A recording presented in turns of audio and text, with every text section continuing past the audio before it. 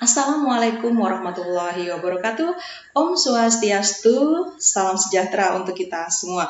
Welcome back to my YouTube channel Waki Atin. Pada kesempatan hari ini, saya masih akan membahas tentang materi pembelajaran daring, yaitu untuk mapel produk kreatif dan kewirausahaan kelas 11 SMK, yaitu mengenai materi analisis gambar kerja, pembuatan prototipe produk barang dan jasa. Sebelumnya, saya sudah menjelaskan apa itu pengertian prototipe. Jadi, prototipe atau purwarupa produk adalah bentuk dasar dari sebuah produk yang merupakan tahapan yang sangat penting dalam rencana pembuatan produk, karena menyangkut keunggulan produk yang akan menentukan kemajuan suatu usaha di masa yang akan datang.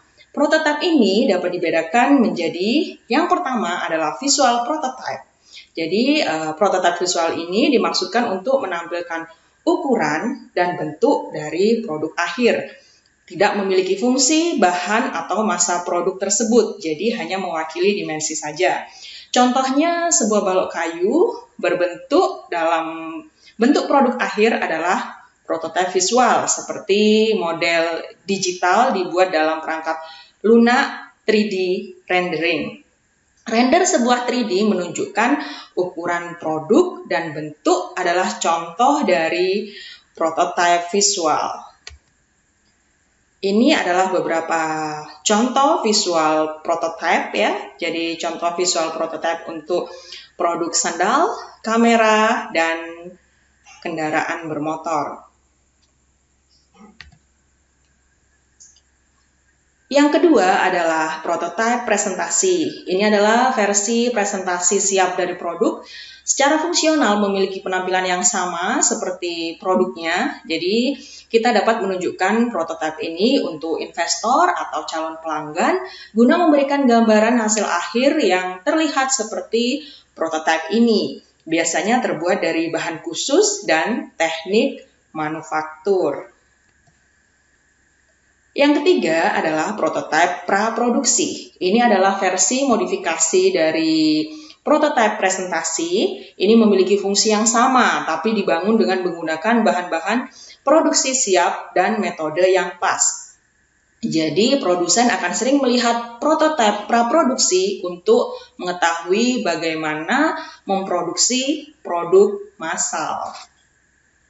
Ini adalah contoh prototipe praproduksi dari mesin motor, kemudian helikopter, dan botol air minum.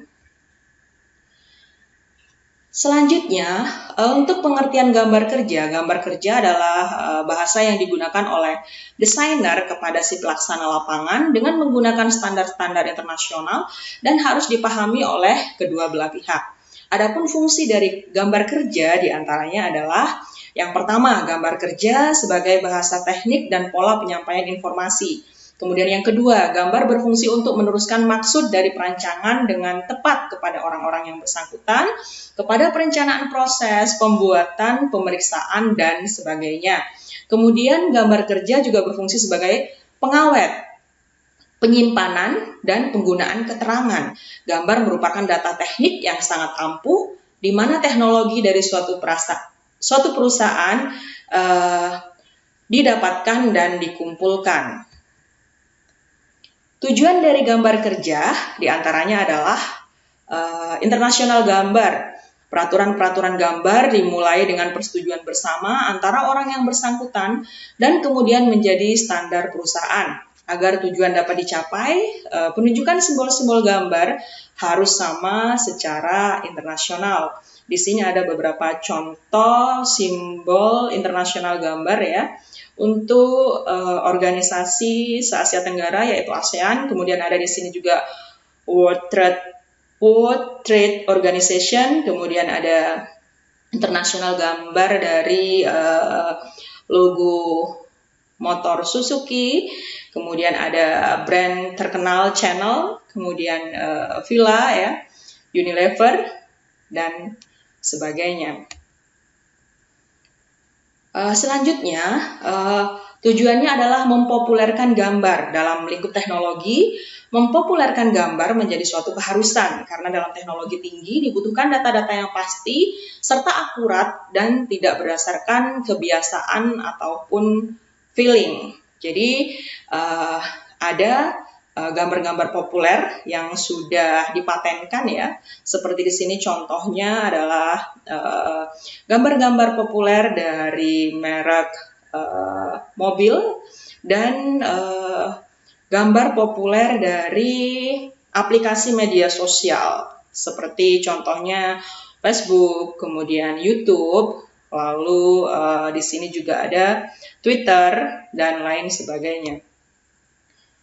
Kemudian untuk merumuskan gambar berdasarkan sifat-sifat kerja masing-masing, maka dari tiap-tiap bagian mesin, listrik, ataupun hal yang lain memiliki keterangan yang sama agar dapat dimengerti oleh semua orang. Seperti ini contohnya, anak-anak. Lalu tujuan berikutnya mengenai sistematika gambar, mengingat gambar menyajikan banyak perbedaan, tidak hanya dalam bentuk dan ukuran, tetapi tanda-tanda toleransi lambang-lambang, maka harus ada sistematika dalam lingkungan perusahaan itu sendiri. Ada pula tujuannya untuk penyederhanaan gambar, agar bisa menghemat waktu, menghindari kesalahan pengerjaan, mempermudah pengerjaan, serta mempercepat perencanaan.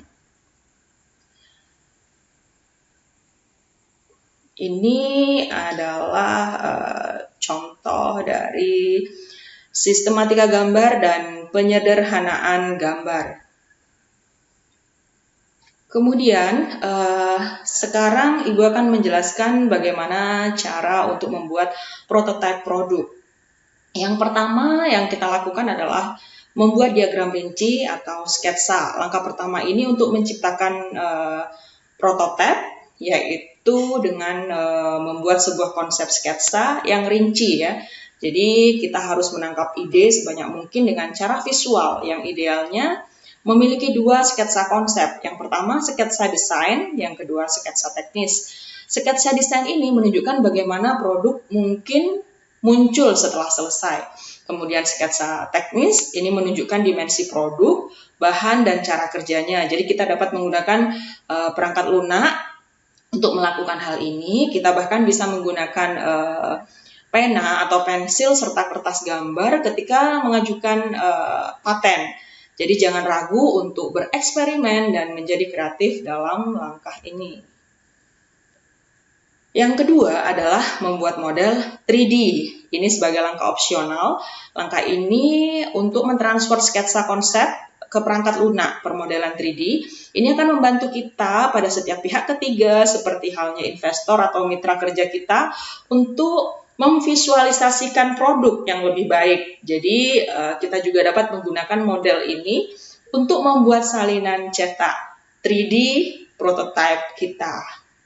Di sini ada contoh model prototipe untuk mobil, kemudian di sini ada robotik juga dan ada headset. Selanjutnya kita membuat bukti dari konsep tersebut. Jadi bagaimana kita membangun bukti pertama dari konsep itu tergantung pada sejumlah hal. Jika kita memiliki produk yang sederhana yang kita sudah modelkan dalam perangkat lunak 3D, kita hanya bisa mendapatkan 3D dicetak untuk menciptakan bukti dari konsep kita. Namun jika kita memiliki produk yang kompleks dengan jumlah bagian mekanik atau elektronik, kita harus berimprovisasi yang lebih keras. Jadi kita ingat bahwa bukti dari konsep tidak harus terlihat baik atau bahkan menyerupai produk akhirnya. Ini hanya harus bekerja ya. Jadi kita dapat menggunakan produk rumah tangga biasanya ya untuk membuat model ini sebagai tahap awal. Untuk produk yang lebih kompleks, kita mungkin harus mencari bantuan dari seorang ahli atau tukang ya, atau seseorang yang memang berkompeten di bidangnya. Kemudian langkah keempat adalah membuat prototipe pertama kita. Jadi bukti dari konsep menunjukkan bahwa produk kita sudah bekerja, model 3D kita menunjukkan apa yang mungkin terlihat. Langkah kita selanjutnya adalah menggabungkan pelajaran dari bukti konsep dan model 3D untuk membuat prototipe pertama kita. Ini harus menjadi model yang cukup rinci, yang terlihat seperti produk akhir dan tentunya memiliki fungsi yang sama sesuai produk yang kita akan buat.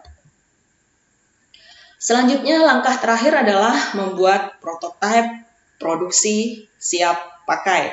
Ini pada dasarnya adalah proses biaya dan kelayakan analisis. Kita harus pergi melalui setiap bagian dari prototipe dan mencari cara untuk memotong biaya tanpa mengorbankan fungsionalitas. Pada waktu yang sama, kita harus melihat cara untuk meningkatkan estetika produk kita atau bagaimana daya tahannya. Misalnya kita mungkin mengganti bagian plastik yang sering digunakan dengan logam, atau bagian logam kecil digunakan dengan plastik. Ini akan membantu kita untuk memangkas biaya sambil tetap mempertahankan kualitas dari produk kita.